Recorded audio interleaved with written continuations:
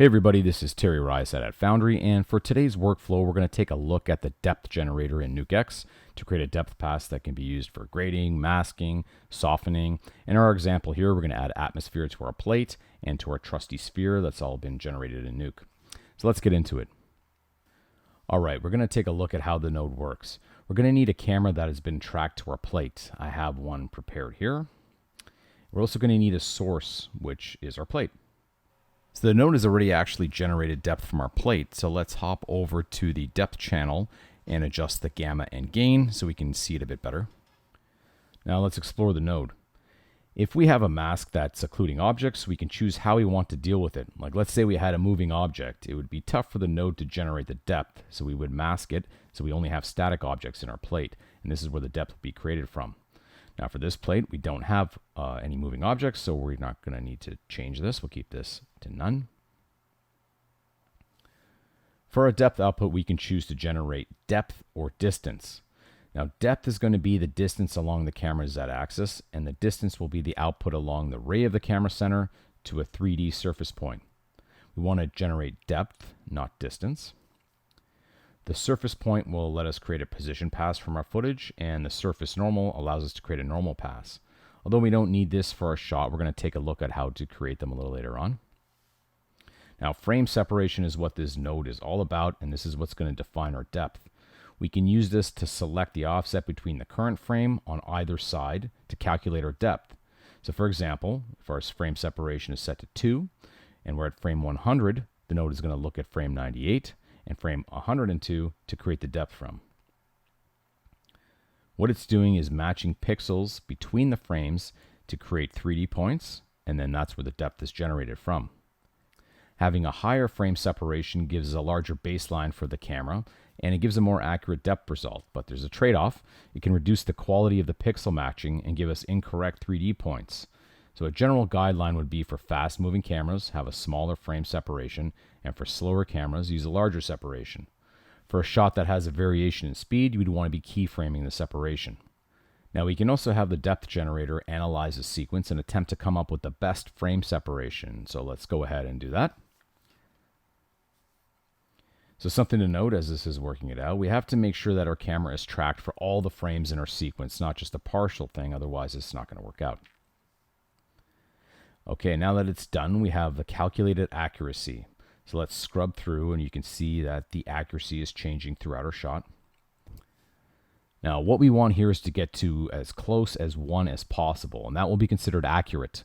The frame separation in this case is ranging from around 15 to 19, and we're going to need more control for this as our accuracy is fluctuating quite a lot. So our other option is to analyze a frame. Now this is where you're likely going to find the most success. We can go to a frame and analyze it. So it's going to work through the timeline and give us a frame separation and a result in the calculated accuracy. So from here, it's very important. I want to do a visual inspection of the shot and add any keyframes where I think they're needed. So I can either do this by analyzing a frame or by manually entering a frame separation value. It's a little easier in this case to add a frame separation value manually because the guesswork is taken out. I know the general value that things should be in.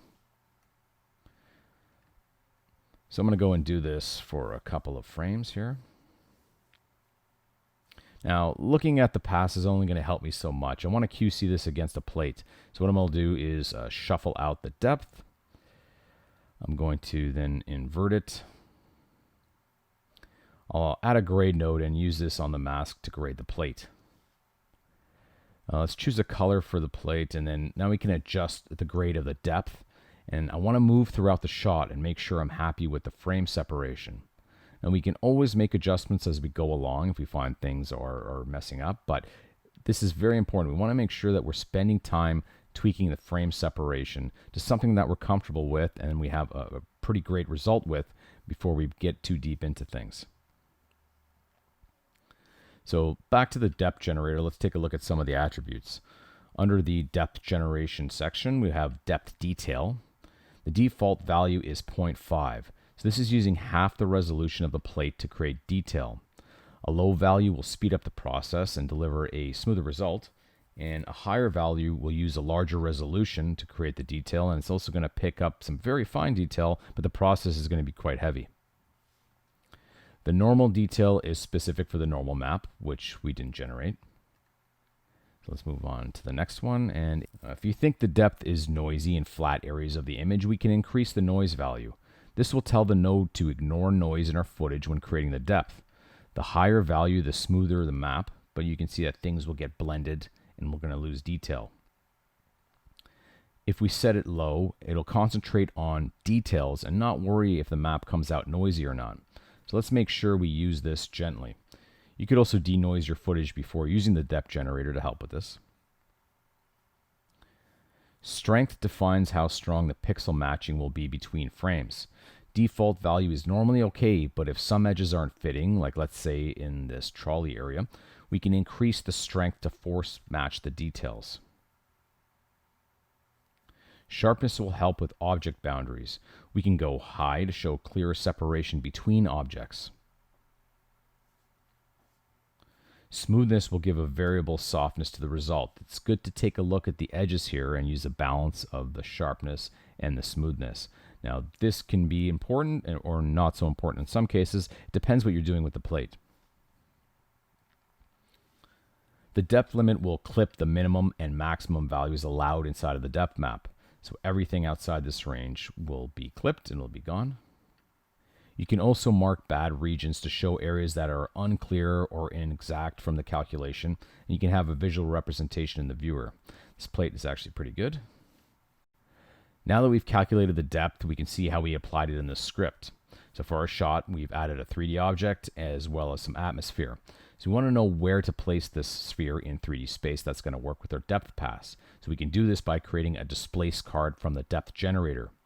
You want to do this on a frame where the calculated accuracy is high. So this area looks good. And we're going to create a card. So now we have a reference for where to place our 3D objects. Now I've used the displaced card for reference in order to place my sphere. And built up the base color, the logo, then using a reflection shader and an HDRI along with the ray render, so we have some reflections, and then an ambient occlusion shader and the ray render, so it gets all contact shadows. Once I have the result, I can combine the depth from the sphere and add it to the result from the depth generator, and I can use this to mask and grade. So as far as the fog goes, I have a larger sphere that has noise mapped to it. It's been placed in position thanks to the displace card from the generator.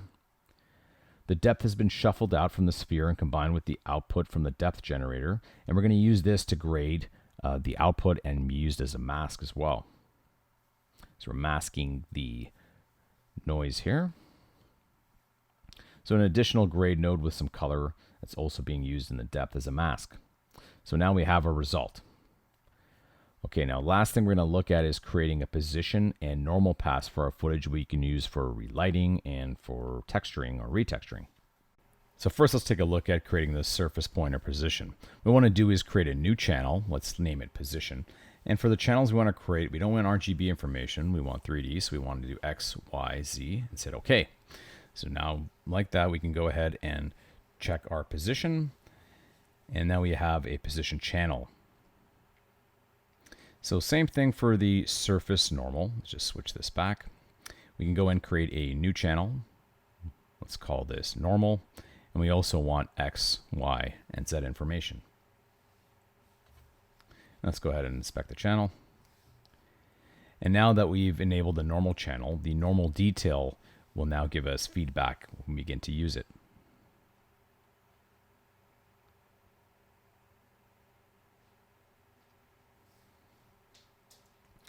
So that about wraps it up for this workflow. I hope you enjoyed learning about the depth generator and how you can be using it on your plates.